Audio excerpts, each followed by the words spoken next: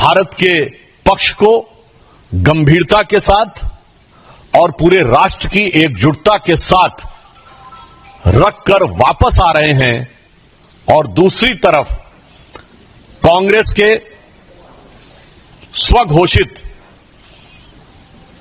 स्वनामधन्य सर्वकालीन सर्वोच्च नेता और नेता प्रतिपक्ष राहुल गांधी जी निहायत ही ओछी स्तरहीन बातें कर कर यह विश्व को बता रहे हैं कि नेता प्रतिपक्ष का पद पाने के बाद भी उनके अंदर गंभीरता और नेता प्रतिपक्ष की परिपक्वता का घोर अभाव है। मित्रों, यह विषय सिर्फ उनकी अपरिपक्वता का नहीं है, विषय उससे कहीं गंभीर है।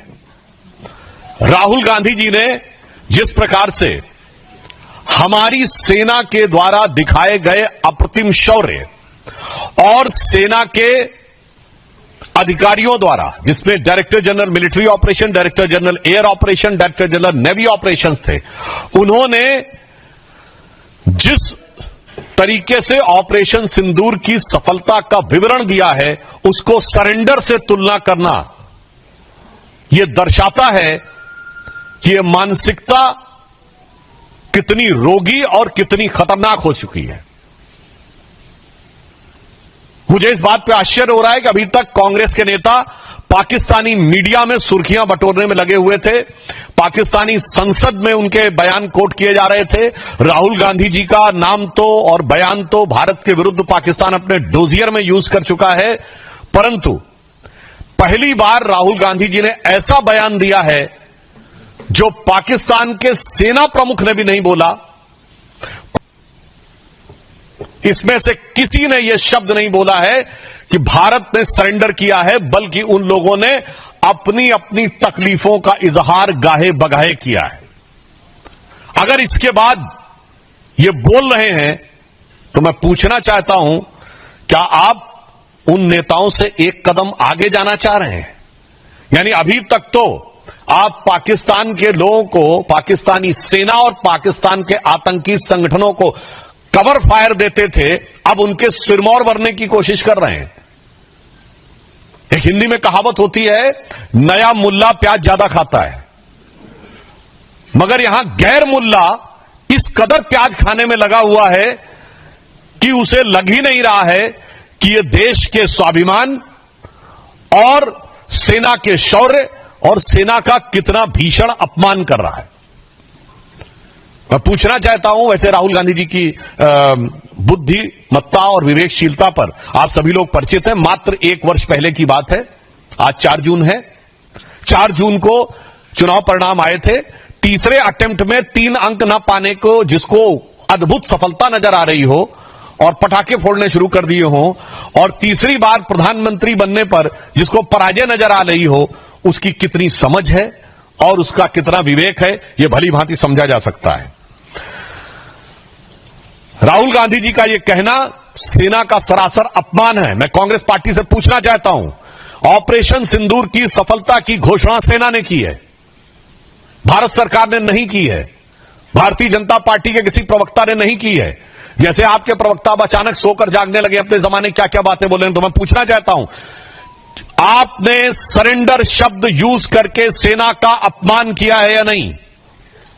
क्योंकि सीधे सीधे जब आपने सेना के बयान को सरेंडर से तुलना किया है, इसका मतलब भारत और भारत की सेना का सर झुकाने का वो काम और इसके लिए वो शब्द जो पाकिस्तान की सेना, पाकिस्तान के आतंकवादी संगठन और यूएन सिक्योरिटी काउंसिल के द्वारा डिजिग्नेटेड आतंकवादी जैसे मौलाना मसूद अजहर और हाफिज सईद भी नहीं बन कर पाए हैं, तो आप क्यों उनके मुहाफिज बनने की कोशिश कर रहे हैं? और मैं दूसरा बताना चाहता हूं राहुल गांधी जी से कि अगर आपको यह समझना है सरेंडर, तो याद करिए, राहुल गांधी जी केवल 2 साल पहले आप विदेश में गए थे और आपने कहा था, why the defenders of democracy America and Europe are silent and not interfering in India. यह था सरेंडर। 15 जुलाई 2011 को आपने कहा, it's impossible to totally control terrorism. यह था आतंक के आगे सरेंडर। 26/11 के हमले के बाद आपकी सरकार ने शर्म अल शेख में कहा कि कंपोजिट डायलॉग प्रभावित नहीं होगा आतंकी घटनाओं के साथ। यह था आतंकी मानसिकता के साथ सरेंडर।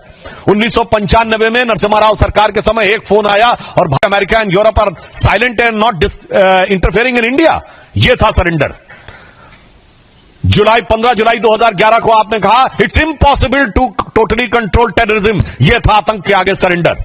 26/11 के हमले के बाद आपकी सरकार ने शर्म अल शेख में कहा कि कंपोजिट डायलॉग प्रभावित नहीं होगा आतंकी घटनाओं के साथ। यह था आतंकी मानसिकता के साथ सरेंडर। 1995 में नरसिम्हा राव सरकार के समय एक फोन आया और भारत ने अपना एटॉमिक एक्सप्लोजन रोक दिया। यह था सरेंडर। 1971 में 93,000 प्रिजनर ऑफ वॉर थे। 1971 में 93,000 प्रिजनर ऑफ वॉर थे। फिर भी पीओके क्यों सरेंडर कर दिया? छंब का 160 किलोमीटर का एरिया जीता हुआ क्यों सरेंडर कर दिया? 13,000 किलोमीटर पाकिस्तान के पंजाब और सिंध का जीता हुआ क्यों सरेंडर कर दिया? 54 हमारे सैनिकों को वापस नहीं लिया, उन्हें क्यों सरेंडर कर दिया? 1965 में जीता हुआ हाजीपीर का दर्रा सरेंडर कर दिया। लाहौर से 20 किलोमीटर दूर तक सेना पहुंच गई थी, वो सरेंडर कर दिया। 62 में तो क्या क्या सरेंडर कर दिया। 19 नवंबर 1962 को जवाहरलाल नेहरू का कैनेडी को लिखा गया लेटर है जिसमें उन्होंने सीधे कहा है कि अमेरिका आकर अमेरिकन पायलट्स हमारी एयरफोर्स को संभाले, जो 2010 में डिक्लासिफाइड हुआ है कैनेडी लाइब्रेरी के द्वारा। 1960 में सिंधु का 80% पानी सरेंडर कर दिया। 1948 में आपने कश्मीर का एक हिस्सा सरेंडर कर दिया। 1947 में मुस्लिम लीग के आगे 1/3 सरेंडर कर दिया। तो राहुल गांधी जी, आपकी पार्टी और आपके खानदान के कारनामे आजाद हिंदुस्तान के कैलेंडरों में सरेंडर से भरे पड़े हैं। और जहां तक हमारे प्रधानमंत्री जी की बात है, बहुत साफ कह देना चाहता हूं, राहुल गांधी जी किसी के आगे सरेंडर कर दें, कांग्रेस ने किया होगा, मगर भारत किसी के आगे सरेंडर नहीं हो सकता। हम विश्व की एकमात्र ऐसी सभ्यता हैं जो हजारों सालों के आक्रमण के बाद भी आज जीवंत हैं।